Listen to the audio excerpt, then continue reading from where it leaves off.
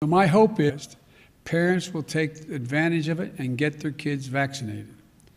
The second area of focus is making it more convenient for everyone to get a vaccine. We know that many adults have not been vaccinated because they have found it too confusing or too difficult or too inconvenient to get a shot. So for those having trouble finding a location or making an appointment, we're going to make it easier than ever. We have formally launched a simple website where you can find the vaccination location closest to you. That site is vaccines.gov. Let me say it again, vaccines.gov. Go there now, find a location to get the shot, and make an appointment. Also today, if you prefer texting, we have another easy way to get the shot. Text your zip code to the following number, 438829.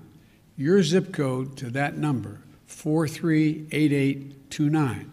And you'll get text back the location that is nearest you with vaccines in stock right then and there. Yes, you can text your zip code right now to 438829 and get text back within minutes to places nearest to you to get a vaccination that are available immediately. So send this to your kids, your grandkids, your friends who have not been vaccinated yet. Now, I know some people find making an appointment in advance inconvenient. So starting this week, we're also going to direct all federal pharmacy partners to begin to provide walk-in hours. You'll soon be able to get vaccinated without an appointment at the vast majority of our 40,000 pharmacy locations across the country. We're also encouraging our state and local partners to have a walk-in ability as well to the sites that they run. And beginning next week, we'll be shipping new allocations of vaccine to rural health clinics, getting more vaccines to more rural clinics so Americans who don't live near one of the 75,000 vaccination sites will have new options that may be closer than anything they thought. We know that vaccination rates are lower in rural areas, and that's why we're going to get vaccines closer than ever to rural residents. Also, as we wind down the large mass vaccination sites, we'll move towards smaller locations, even more convenient to the unvaccinated. So, for those who don't want to drive the distance to a large vaccination site, we'll have smaller sites, closer to the unvaccinated. And for the first 100 days, our goal will be to make it possible for people to come and get vaccinated, and will succeed beyond anyone's expectations, I believe. Now we're going to have to bring the vaccine to people who are less eager. So we also know that there are millions of Americans who just need a little bit of encouragement to get the shot. I recently called on employers to do their part by offering paid time off for employees to get vaccinated and opening up a tax credit program that reimburses the businesses for the cost of giving the employee the time off to get vaccinated. And I want to thank the 1,000 businesses that have stepped up so far. We're also going to roll out new partnerships with the business community. We're working with major businesses like grocery stores to provide special deals like discounts to shoppers who come to their stores to get vaccinated. And it works both ways. Bring them in to get vaccinated, but when they're in, they'll get discounts to purchase goods in that store. Further, we're working with major sports leagues to launch special promotions for their fans. Things like ticket giveaways, in-stadium vaccination programs, discounts on merchandise, and other creative ways to make it easier and more fun to get vaccinated. Now, I'm making it sound more fun to get vaccinated, but it doesn't hurt to get vaccinated. I'm not saying it's fun, but they'll be able to have other things available besides being protected from the virus. Let me repeat. We're going to make it easier than ever to get vaccinated. Visit vaccines.gov, vaccines.gov, or text your zip code to 438829, 438829. Walk into your local pharmacy without an appointment. Go to the doctor or a local health clinic. It's free. It's nearby. Every adult is eligible. You know, go get the shot as soon as you can. The third area of our focus is Americans who still aren't sure they want to get vaccinated.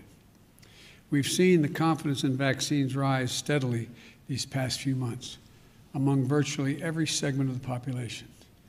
And as more and more Americans see their friends and family get vaccinated, they're making the choice to get vaccinated themselves. Democrats and Republicans, progressives, conservatives, people of all persuasions are getting vaccinated. In fact, the fact is that nearly 85% of seniors have had at least one vaccination shot, and the wide cross-section of the nation trusts the vaccine, regardless of race or ideology. Now, we need to make the same progress for those under 65 years of age. There are a lot of younger people, especially those in their 20s and 30s, who believe they don't need it. Well, I want to be absolutely clear. You do need to get vaccinated. Getting vaccinated not only protects you, it also reduces the risk that you give the virus to somebody else. It could save your life or the lives of people you love. We're still losing hundreds of Americans under 65 years of age every week, and many more are getting seriously ill from long stretches of the time. Look, even if your chance of getting seriously ill is low, why take the risk when you have a safe, free, and convenient way to prevent it? Additionally, we know that some people may need more information to decide whether to get the vaccine. There is now plenty of information for people to do their homework within nearly 150 Americans living, in fact, with 150 million Americans that are living now, have gotten the vaccine. Talk to someone you trust, like your physician or your pharmacist, or people who have already been vaccinated. Talk to your faith leaders or others in your community that you trust. Look to those people to help answer your questions. I want to be clear. I've been saying this a long time, but I really believe this is not a Democrat or a Republican issue.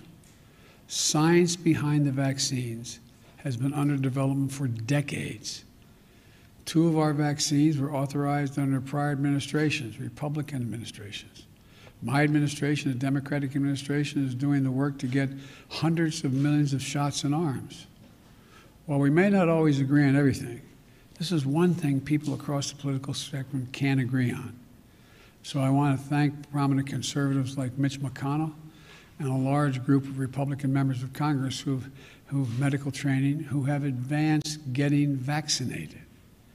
I also want to thank the 105 million Americans of every background who are fully protected from one of the deadliest pandemics in our history. You know, there's a lot of misinformation out there, but there's one fact I want every American to know. People who are not fully vaccinated can still die every day from COVID-19. Look at the folks in your community who've gotten vaccinated and are getting back to living their lives, their full lives. Look at the grandparents, united with their grandchildren, friends getting together again. This is your choice. It's life and death. And I hope everyone knows within themselves it makes the choice that it's going to help them and their loved ones be safe, get our businesses open again, and get us back to normal. Again, in the next 2 months, our focus is going to be on 3 groups: kids between 12 and 15 who are awaiting potential FDA authorization to get a shot, 2 adults who have had trouble locating a place to get a shot or who just haven't gotten around to it, and 3, those who need more convincing, being convinced of the necessity of getting the vaccine. As we turn to this new phase, we're also setting a new goal. 2 months from today, families across the country are going to celebrate the 4th of July. Our goal by July 4th is to have 70% of adult Americans with at least 1 shot and 160 million Americans fully vaccinated. That means giving close to 100 million shots, some first shots, others second shots, over the next 60 days. Of course, Americans can still get shots after July 4th, but no one should wait, and let's try to hit that 70% mark, at least with 1 shot before that day. It's another huge goal. And as you may remember, we were initially focused on getting enough vaccines for every adult. Well, we did that. We have enough vaccines. Now that we have the vaccine supply, we're focused on convincing even more Americans to show up and get the vaccine that is available to them. If we succeed in this effort, as we did with the last, then Americans will have taken a serious step towards a return to normal. That's July 4th. But we're not there yet. That's why I'm asking people to continue to follow the CDC guidelines as we work to get more people vaccinated. And to clear up any confusion, the good news is that last week the CDC said that vaccinated people do not need to wear their masks outside unless they're in very crowded settings like a sporting event. And if we can continue to drive vaccinations up and caseloads down, we'll need our masks even less and less. I know it will take time to get everything back to normal. You know, we're all going to have to be patient with one another. Masks have needlessly divided this country. Masking, as directed, is a patriotic duty, but so too is treating each other with respect and patience. One final point. As I said in my address to Congress last week, Congress is going to be the arsenal for fighting COVID-19, just like we were for the arsenal for democracy in World War II. Not only because it will have kept us safe, but because it's who we are. Well, we've already committed to work to send 60 million doses of AstraZeneca vaccine to other countries, starting this month and into June. That means of all the vaccines we produced for the United States at that time, we'll have given about 10% to the rest of the world. It's a significant humanitarian commitment in addition to our funding of COVAX. And I'll have more to say about that soon. I'll conclude with this. The light at the end of the tunnel is actually growing brighter and brighter. So Americans have sacrificed and served to make this progress possible, showing the best of who we are as a people. We need you. We need you to bring it home. Get vaccinated. In 2 months, let's celebrate our independence as a nation and our independence from this virus. We can do this. We will do this. Thank you all. May God bless you and may God protect our troops. Thank you. Mr. President, how much harder will this next phase be for the vaccination campaign? I'm sorry, you're both speaking, one at a time. Okay, Mr. President, where are you sending the AstraZeneca doses first? What will be the criteria? Countries like India or Brazil that needs the most, or will be to We're helping Brazil. We're helping India significantly. I spoke to Prime Minister Modi.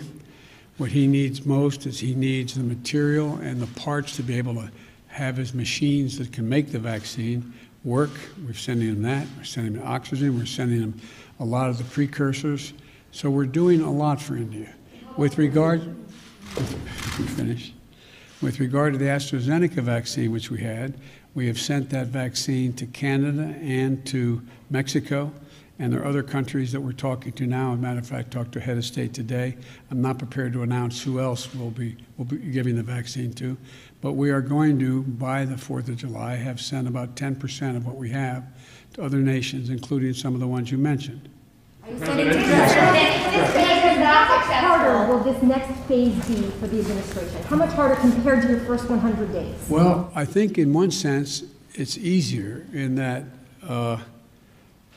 it's up to convincing the American people rather than guaranteeing them we'd have the supply for them. So that was really hard. It was really hard to get from, as that old expression, 0 to 60 miles an hour. It was very hard to get from very low count to 600 million vaccines and then set up all the logistics. But I think what's going to happen, it's my prayer, that the more and more people who get vaccinated, lazy, just not sure how to get to where they want to go, it's going to be hard. So we're going to keep at it. We're going to keep at it. And I think the end of the day, most people will be convinced by the fact that their failure to get the vaccine may cause other people to get sick and maybe die. President, if this phase Let me finish here, okay? I promise I'll get to you, okay? And so it's, in one sense, it's harder. I mean, it's easier because I don't have to put together this massive logistical effort. But in the other sense, it's harder. It's beyond my personal control. I could, not control, but I could arrange and make sure those other things happened if we did it well. I think we did. But it's going to be harder. Yes, ma'am. Thank you.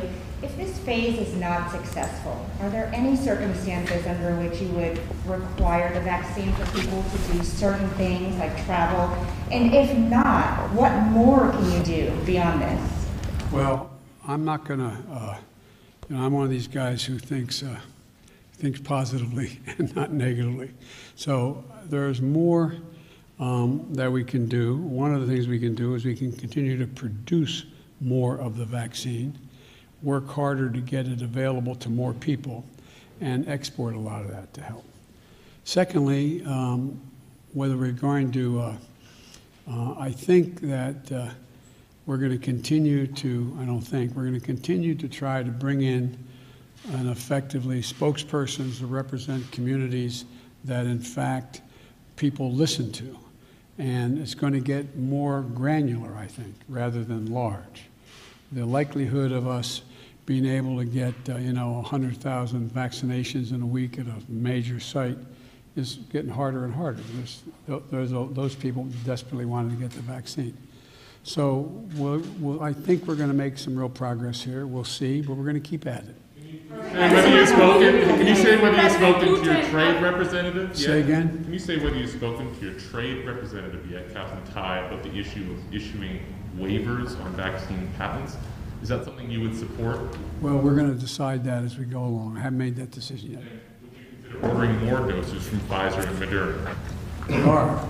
You've already ordered 100 million more from each. Would you order additionally on top of that? The answer is we're going to, as long as there's a problem anywhere in the world, even if we solve it here, we're going to move as quickly as we can to get as many doses of Moderna and Pfizer as possibly can be produced and export those around the world. Yes, ma'am. This is the last question. Mr. President, thank you. Are you planning to meet President Putin during your trip, your upcoming trip in Europe? Is there a meeting that you're planning to have with him? With whom? With President Putin. That is my hope and expectation. We're working on it. Thank you. Mr. President, why is the goal higher for vaccinations? The U.S. is currently administering about 1 million first doses per day.